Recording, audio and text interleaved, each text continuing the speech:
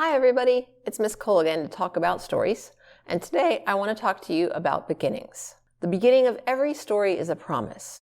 From the first sentence, the author is telling the reader, this is the kind of story that you're going to find here. In a well-crafted story, the writer drops hints for the reader that set expectations.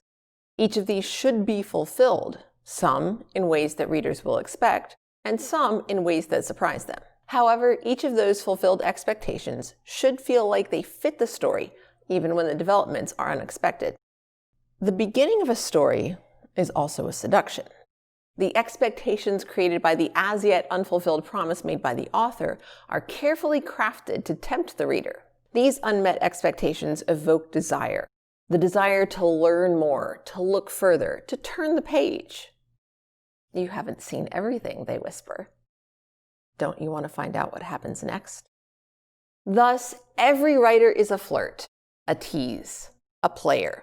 And, let's be honest, some writers are far, far better at it than others. Most of us have some experience being on one end or the other of a clumsy pickup line, and those who've been fortunate enough to avoid such an ordeal have certainly heard about them. So let's take a look at some literary pickup lines that I think work quite well and why I think they do. Maybe you'll agree with me, maybe not. Let's find out. The Princess Bride by William Goldman. This is my favorite book in all the world, though I have never read it. So of course, the question that raises is, if it's your favorite book, why haven't you read it? And also, how can it be your favorite book if you've never read it? And why is it your favorite book in the world? So, of course, you have to read more to find out why that's the case. Next is from C.S. Lewis, The Voyage of the Dawn Treader. Actually, not the first book in the series, but it has the best opening. There was a boy called Eustace Clarence Scrubb, and he almost deserved it. Of course, there's the intriguing name, Eustace Clarence Scrubb. It's an interesting name, but scrub. It's like a prickly tree with no leaves, kind of small. So yeah, definitely not a pleasing name. And then the idea that someone might deserve that name. But the use of the word almost there makes you really curious about what kind of a character this is. And for me, I tend to be drawn to character-driven stories, so of course I really want to know who Eustace Clarence Scrubb is and what kind of person he is. Of course, that's coming from someone whose name is Clive Staples Lewis, so I guess he has some experience with unfortunate names and the results that come from them. Next is one that I often start with if I'm in class. This is from 1984 by George Orwell. It was a bright, cold day in April, and the clocks were striking 13. What I really like about this one is the structure, the way that it starts with almost nothing. It starts with "it was." Well, what could be more boring than that? There's no action. We don't even know what it is. And so then we start to lead in with more detail. A bright, cold day in April gives us more specifics. And that tells us, gives us some idea of where we're at. That bright and cold in April means that it's sunny, and yet April is not temperate. So that's kind of interesting. And then we move into more detail. The clocks were striking. We finally get an action verb. Hooray! Striking is also a very vivid action verb. There's some conflict there. Striking, very physical action. And then, of course, 13. Kind of unusual. Clocks don't usually strike 13, and it makes you curious why. Additionally, so it goes beyond 12, which is a number that we associate with clocks, but specifically the choice of 13. It could have been 14 or 15 or 20. But 13 as a number has, the association with bad luck and with misfortune. And so, of course, all of that is bundled in there, and then that's the end of the first sentence. So that build pulls the reader in. Next, from the classic Pride and Prejudice. It is a truth universally acknowledged that a single man in possession of a good fortune must be in want of a wife. A longer sentence, has more commas in it. And there's a lot going on here below the surface that a novice reader might not be familiar with. There's some wordplay here, in possession of a good fortune. Fortune specifically here meaning money, but also good fortune, meaning good luck. And then, of course, being in want of something. Not just meaning wanting something, specifically here, not actually meaning wanting something, but being in want of something means that you don't have it. This plays along with the rhyme, for want of a nail, the shoe was lost, which goes on to, the entire kingdom was lost because it didn't have because the horse didn't have shoes, you couldn't ride the horse. So it's this poem that goes through all of the consequences for the lack of one small thing, which might have been more familiar to contemporary readers. So again, that wordplay and that confusion between what's actually said and what is actually meant, that's a promise that is fulfilled in this story. Very much about, assumptions, literally Pride and Prejudice, assumptions based on those, and the mistakes that we can make when we make these assumptions, and the consequences of those mistakes. And then, of course, the idea of universal acknowledgement of it's a truth, of course, everybody knows.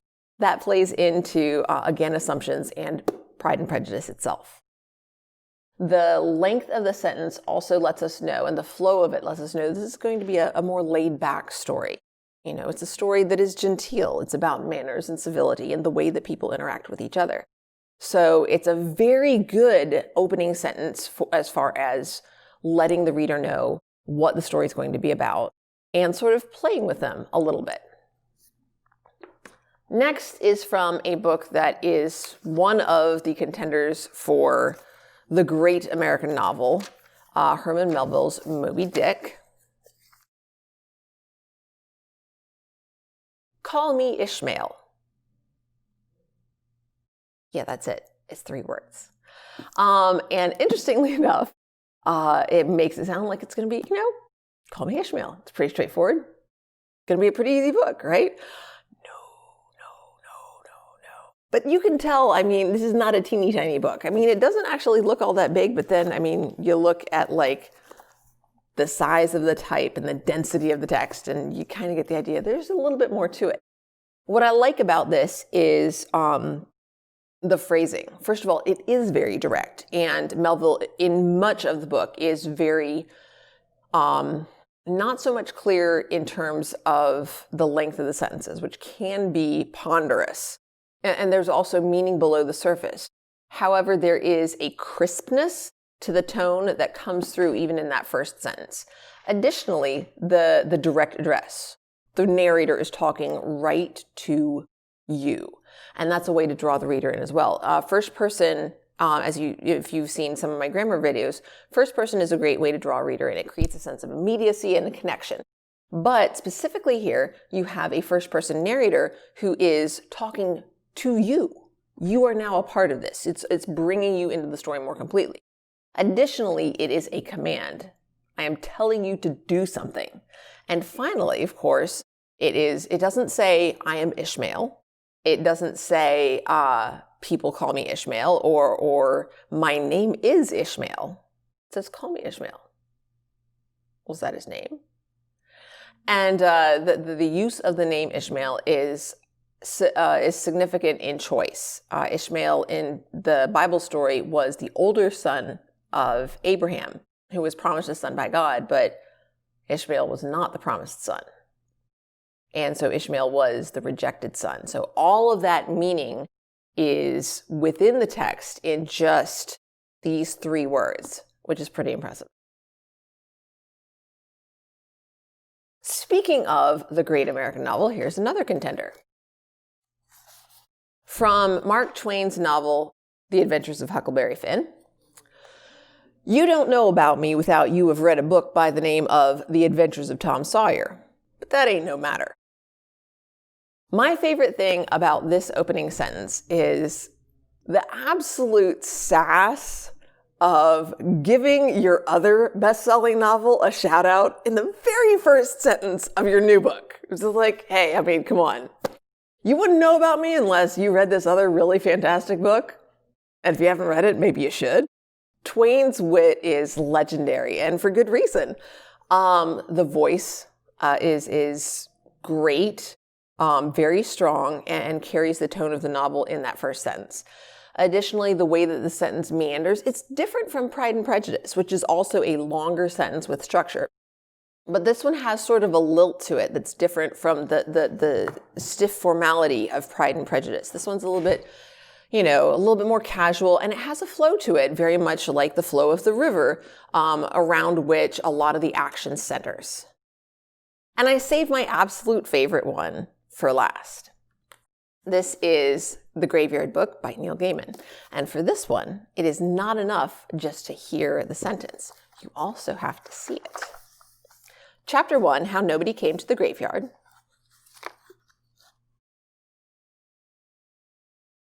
There was a hand in the darkness, and it held a knife. What I love about this is the book is not like this the whole way through. It's just, normal text for the most part. There are occasional pictures, but it's that first, even the title page, actually the title page is kind of boring. But that first page, you turn the page and all of an instant darkness, that black background with the reversed type. And like 1984, it starts out kind of dull. There was. Instead of it was, it's there was. But nothing's happening. And then you get a little bit more detail. A hand in the darkness. Well, now we're getting some suspense. Why is there a hand in the darkness? What's the hand attached to? And then we get to, and it held, which is our action verb, a knife. So we finish up again with the most vivid, strongest, interesting part of the sentence. And then, of course, if you look at the composition of the layout, the point of the knife is right there by the period. And so you look at the hand and it leads your eye right down here to the bottom corner where, of course, you are invited to turn the page. And so the image continues through here and you have a little bit more text. And so there's more text, more pictures, and then eventually you move into primarily text. There are pictures, off and on throughout the book.